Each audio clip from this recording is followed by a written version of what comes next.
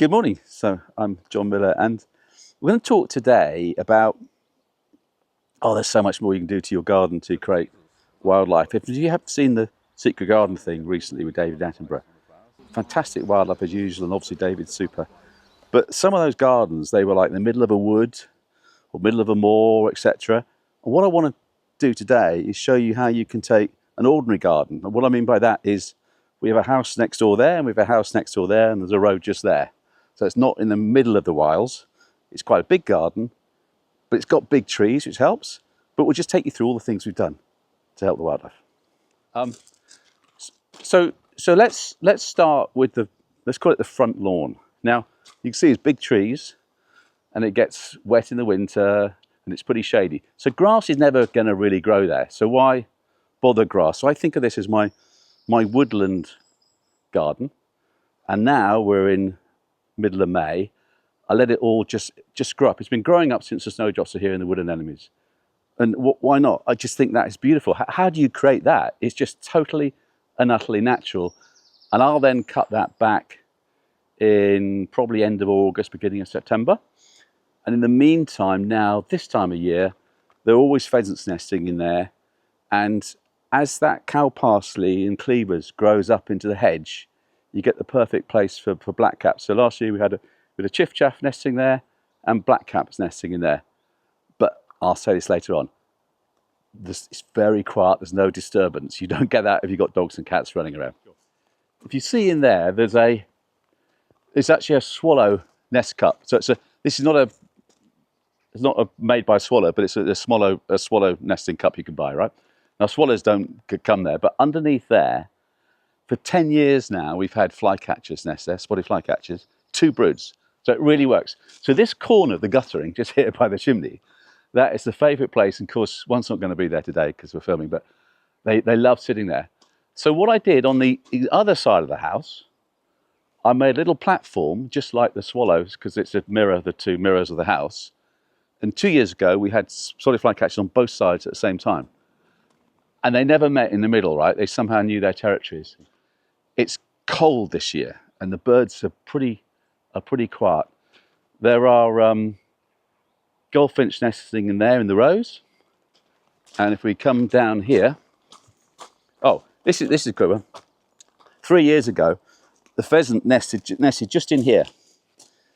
And so she's a little bit safe off the ground. And I was in the house, I looked out, and all I saw was that beady eye. You know, you catch that bit. I thought, hang on, that's an eye. Didn't see anything else, just that. And then she hopped down with the chicks and went off. So along here, see, we've got this so far this year. So along here so far, there was a robin successfully nested in there. Classic robin open-fronted nest box, and the creeper. And then this is a swift box, but it is totally wrong. It's not high enough up. But the pied wagtails nest on top of it. A lot of my nest boxes have birds nesting on top of them, not in them. So the pied wagtail's in at the moment. And then you just heard a house martin come out of this nest here. Now I put these up because there's two things I found really strange with house martins the last few years, apart from the sad thing, less them come back each year, is they will spend ages building a nest. And by the time they finish it, it's sort of the end of June, and they might get 1 brood away. With these nest boxes, they can come in and get 2 broods away. It makes a big difference. But the other thing is, we have a lot of great spotted woodpeckers around here. And they will leave them apart from just as they're young, about to fledge, and I'll show you some of the holes of spotted woodpeckers later, they'll come in and beat out the nest and take the chicks away for their own chicks. Right. So problem of predation, and of course great spotted woodpeckers are very common these days, and they weren't originally. So we should fill up all those 4 this year, but we need this cold north wind to go away. I'll tell you, here's a good example. If you've got a small garden, these little crab apples trees, which are great for fruit as well for the birds, the goldfinches love nesting in them. So I prune them quite hard each year, so they're not enough growth yet, but in about a month's time, they'll be just right for goldfinches. and they love those nesting. Now, lawns. Everyone goes like all over lawns, don't mow in May, and moss killer, and let it all go wild. My view is just have different bits, and just manage different sizes all everywhere. So what we got here is some of this has been left for a month. That's mainly because my mower broke, actually. And then I start doing strips, but then bounded by these wildflower blocks. And wildflower blocks, once you get them in place, they're really easy. All I do, I weed the odd nettles from them, and I cut them round about the end of September. And there are lots of bulbs in there for the spring as well, so I like it short then for when the spring the bulbs come up. But you get this succession, and now this is probably my favourite time. So just the red campion and the ragged robin in there, it's just all coming out and then frothing with the cow parsley. And you really notice it on a warmer day, the insect life in the garden that produces. And this, by the way, it's all frogs and things in there as well, and grass snakes. We've got grass snakes here. But you'll notice the house martins and the bats in the evening as well. They will fly round and round here over the lawn. And in these little longer bits on the lawn here, the spotted flycatchers, they'll come swooping down, particularly when it's windy. But here's another thing for having some short grass. The pied wagtails like the short grass, the green woodpecker likes the short grass, the robins like the short grass, the dunnet likes the short grass, and the blackbirds and the thrushes. So it's not a case of just let it all go wild, manage it. Is your way to get your biggest bioabundance and biodiversity. Okay, so let's have a look at what we got here in this wildflower patch. So this is your ragged robin, which likes a very wet soil. So the little dips on here, whatever, there's certain places where it grows in the garden, just like lady's smock. We'll see if we can find some of that. Lady's smock, also the cuckoo flower, comes out when the cuckoos come here, and also great food plant for the orange-tip butterfly. But anyway, ragged robin, but then the main pink you're seeing here, so this is pink phase it goes through, right? The pink phase at the moment is the red campion, which the brimstones like that very much. But coming up through here, you can see there's lots. You can see it here. This is your yellow trefoil. So this is for your blues. By the way, this year holly blues. Been so many holly blues. And you'll see in here you've got a whole patchwork. So this is your white oxeye daisies. And then we've got scabious and a knapweed all coming through as well. So this will bloom until middle of August, just going through different phases all the time. Oh, and this is really important for bees, comfrey. So I've got, as we go through the garden, you're going to see two big things: comfrey everywhere, and white dead nettle, and that's for the bees, and it includes, by the way, the vegetable garden. Because yeah, everyone should have. Oh, and borage as well. Borage, you've got that as well. And then this is only a small pond, but it's amazing what a small pond can do. So we have grass snakes here in the garden. Every year, there's a great big one just sunning itself the other day, just there. And there aren't that many frogs in here, but maybe that's because we've got the grass snakes, I'm not sure. But it really does attract them. And this is in here, this is all, you've got oval leaf pondweed, which the newts they wrap their eggs around in. That's how they lay their single eggs. So I'm not so sure about how ferns work for wildlife, but just as a gardening point of view, this is quite interesting. Because this is north facing now, so it's a very shady bit. And I just put these ferns in last year, all from babies I've grown in the garden. In fact, you can see a baby here. Emily, see they're coming into the lawn. So you just dig these up, the baby there, and put them along. They'll be really big in a couple of years. And they're just lovely for a north facing wall. Now in here, we always have successful frogs coming out of here, but not actually the other pond. There's normally a frog in here, or a grass snake or something. Yeah, everyone's gone a bit quiet. It's too cold. Yeah. So I've got a hen in here, right, with 4 chicks, and it's just a heaven little place for a broody hen. And I didn't realise till this year, because we don't have a cockerel, that you can buy fertilised eggs online. Webster's, I think it was, and I think it's 12 quid for half a dozen, right? So, and then of course you can then order all the different types you want. So I get all 6 different types of eggs. Anyway, I broke one unloading them, and one didn't hatch, so we got 4 out of 6 anyway. But those are 4 days old now. Yeah, they're cute, aren't they? It's always the thing, you notice how their wings grow before anything else. If we go round here, there's a blackbird on eggs in there in the honeysuckle by the window. We had this last year, it's really strange. It's the second brood in the same nest. They haven't done anything to the nest, they just said, oh, she's okay, and they've done again. And there were great tits in nest box there. This is one of your classic sparrow nest boxes, but we don't have sparrows here anymore. Right.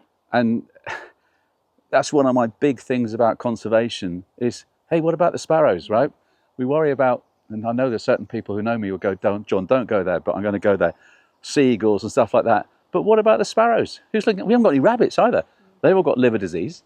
And that should be a real sign to us. And we should be looking after those things, look after the bottom and come up rather than the top down.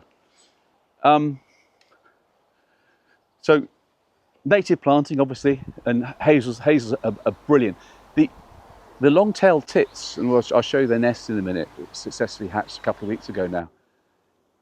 That as these were coming out, they were going to and fro. So they're picking up really good little caterpillars on the hazel, which I'd never really thought of as a particularly great caterpillar plant. But anyway, so hazel's obviously really, really good.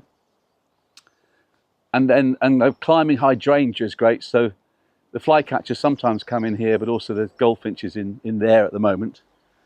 But we'll turn our attention now to the veg garden, which is poor because it's so dry. But there are I'll take you through the 3 obvious things in this veg garden. Let's take one, foxgloves first. So foxgloves love the churned soil, right? So they sow themselves very easily. And I always leave some of those at the edge because the bees just love it. There's a comfrey again, so a big block of comfrey here. And then these wild strawberries, which are beautiful to eat, by the way. They're not just here for decoration, all along the edges. So what happens here is, and there's, you can just see there's the borage coming up. So it's a later plant. They're all great here for the bees. So this is about the bees, not just about the veg garden. And I've now gone on a no dig. The little bits you can see is probably where I've just been rooting out a perennial weed. And also putting wood, logs along the side. Now, I can't tell you scientifically, and it may be the weather, but I started that 3 years ago and my slugs have completely reduced. And I think it's little slug predators that live in these wooden borders. And it was a guy in the tropics who showed me that about 8-9 years ago. He said, yeah, you've got to put decaying wood around. And I thought, okay, that's what I've done. And it really does seem to work. And yeah, so poppies get left. A lot of them get pulled out. We've got a few of them get left as well, absolutely. Then I put a few sunflowers in, so these are quite small still this time of year. Obviously you get nice big sunflowers, but I leave them in with all the seed heads, and particularly the cold tits and the great tits. They just love that, and my office window is just there, so I can see them there. So in my book, One Day 1,000 Songs, with the robin on the front, this is the old water pump that the cold tit nested in. And this is where my friend wildlife photographer David White, he spent about an hour trying to capture the cold tit flying in there and flying out, and he couldn't. But he came through the gap in the pear tree here and went like this. So I stood on point as it came through here. I said, now, and he go click, click, click, and got it. And the interesting thing is when the birds, they fold their wings completely like a missile, and they go up, and the same they come out. And this bit, as I said, I watered this last summer because it was a lot hotter then to keep the chicks cool. Yeah. So I come and spray that every day with a hose. Okay, this is a mess here, but it's got that lovely greenhouse smell. Now, the great thing in here is all the tadpoles in the trough. Yeah, the frogs can't climb up there, but they can climb out, and then they go and spread themselves all around the garden. It's a bit like what do you call some of this wildlife translocation? Is the hardest part of a tadpole is when it's a tadpole, because that's probably when it'll get eaten. Yeah. So here they're totally safe. So you get lots of frogs. Frogs can come off this. So this is something you don't hear about very often. If you go into Garden for Wildlife, Gardener's World, have you ever had anyone, or in a garden centre, saying, here's a gorse plant, you know, that really prickly gorse? Buy that? They never talk about that. And they normally in those garden programs have gloves in their hands anyway. So I'm going to show you something special. So this is gorse, right? It's flowered now, yellow flowers are gone. But that's 3 gorse bushes I put in 3 years ago. But if you come and look here, this works. See? You look in there, you have a long-tailed tit's nest. And that's the 2nd year running now they've been successful nesting in here. So why do I do that? Well, what you've got here is that's north there. So this is sheltered from these trees, and they've got a canopy over them as well.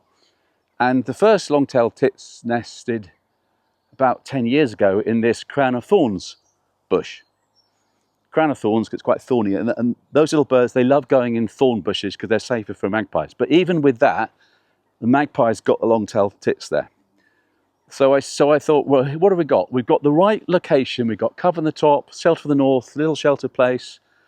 That's where I'll put my gorse bushes, and it works. And I don't know anyone else has done that, but that's a really good tip. If you want to create, you know, when you're in the winter and you've got your long-tailed tits on your feeders and your peanuts and the rest of it, and then they disappear somewhere. Yeah. But they do nest early in the year. They are very vulnerable to predation. So this really helps you. So now that you've got that picture, I will now cut the top of that gorse and the sides so it gets really tighter. It's a bit leggy now. I need to tighten that up, and then it'll be more shelter for them. The other big thing, by the way, if you're trying to do that and make that work, if you've got lots of these wild flowers and plants growing up and trees there, they've got a nice secret way they can get to the nest.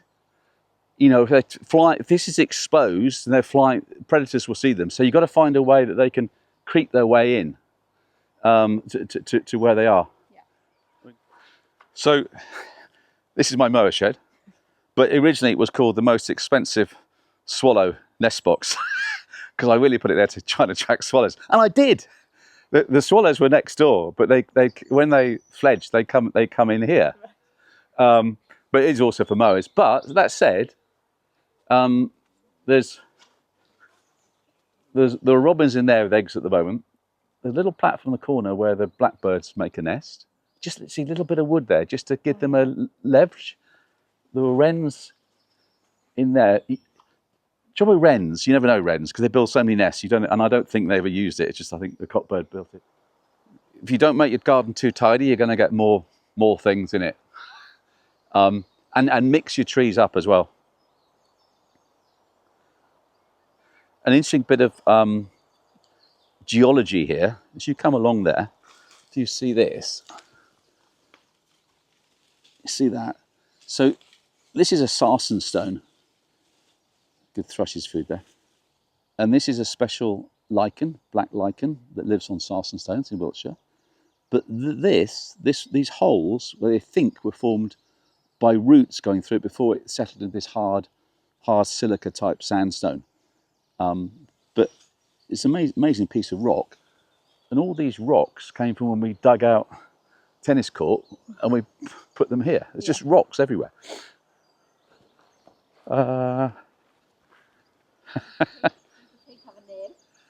No, it's just pig. Oh. He never moves. He's always there. He's just pig. I'll show you something really interesting in a minute. Actually, I know what I could show you down here. So we have, and in my book, you've got 38 different species of birds we saw in one day and 20 species nests. Where we're lucky is the big trees we talked about at the front. So you get all that extra foraging habitat.